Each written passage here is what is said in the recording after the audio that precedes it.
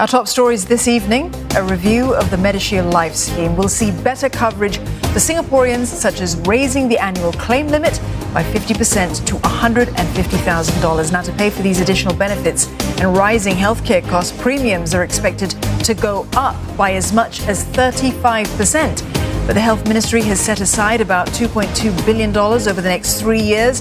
That's to help Singaporeans with those premiums. Now, among the proposed enhancements, Singaporeans seeking treatment for drug addiction, attempted suicide and alcoholism may soon be able to use MediShield Life to help pay for their medical fees. It aims to recognise the importance of treatment in the recovery process.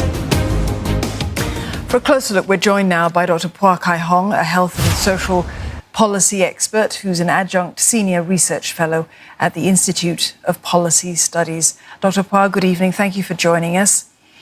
Hi. Dr Phua, we're looking at expanded coverage and higher premiums in some cases of up to 35%. How does the government sell this idea? Well, this review is sort of expected 5 years after the introduction of a compulsory social life insurance for life. So as expected, the use of insurance to finance healthcare, especially for doctors' payment and private healthcare, will push the healthcare costs and consumption up year by year. So even though the claim limitations have been increased from 100,000 to 150,000, the premiums will be raised from 10% to about 35%, depending on which age group you are in. And so there will be pressures to encourage its coverage.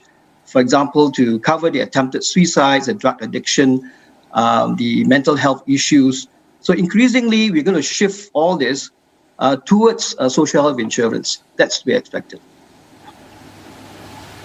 Now, we're still in the thick of the pandemic, and many face financial challenges. Perhaps I could just continue with this one. Now, what can be done to make sure no one loses coverage due to financial difficulties? Well, there's also some pressures to extend the coverage to cover mental health. So as expected for the COVID pandemic, pandemic, you are going to shift from the expected government subsidies from tax-based financing over more and more towards insurance. So our system is a mixed public-private taxation plus savings plus insurance. So this once-off subsidy of $2.2 billion from the government will help to pay for the higher insurance premiums for the unemployed and for those with no or lower CPF contributions as premiums into MediShield. But they're going to come from your MediSave savings. So they are consumptive, like your tax-based system, which have been shifted from those who are paying taxes to those who are not paying taxes. Now, MediSave will be tapped further to pay premiums into MediShield to tide us over the COVID situation. At the same time, Dr. Phua, we also have to tackle the significant fact of our aging population. That's ongoing. So how do you see that situation squaring with sustainable healthcare coverage going forward into the future?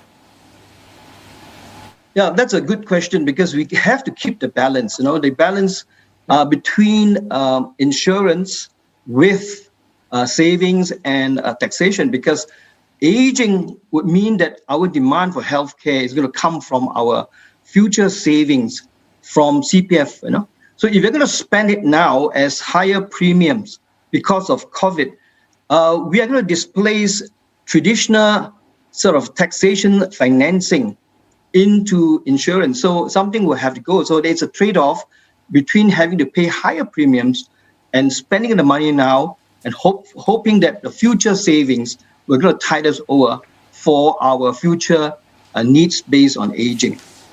But to be fair, this is only a once-off, hopefully, for this shorter period, this acute period, when we need the financing. But in time to come, we hope that the economy will speed up, and then, therefore, the savings rates will go up again, and we're able to then save more for a rainy day in the future when we need the money when we're aged.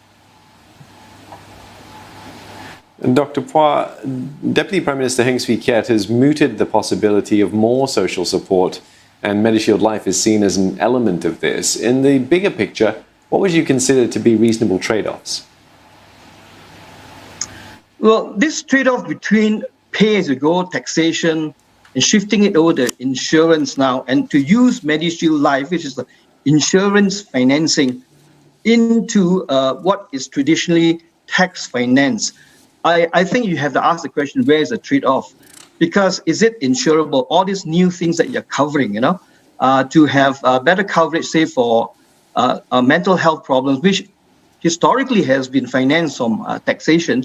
Now you're shifting over to insurance. Are these insurable? So you have to ask that. So before we become so generous and to deplete some of this MediShield Life savings, there's a trade-off in how much premium you can squeeze out of people, and to expect them to shift from their MediSave, the hard-earned MediSave, into MediShield. So I think we will not just have to rely on financing alone and to deplete our savings. We will also have on the other side to look at cost containment measures on both supply and demand. So we may have to shift more from private generous spending to public health care, and then to shift away from hospital to the community care, and to be able to ration and to pay doctors in a more affordable means. So there is a medical fees benchmark advisory committee now. They are looking at the items through which we pay our doctors. So that's being regulated right now.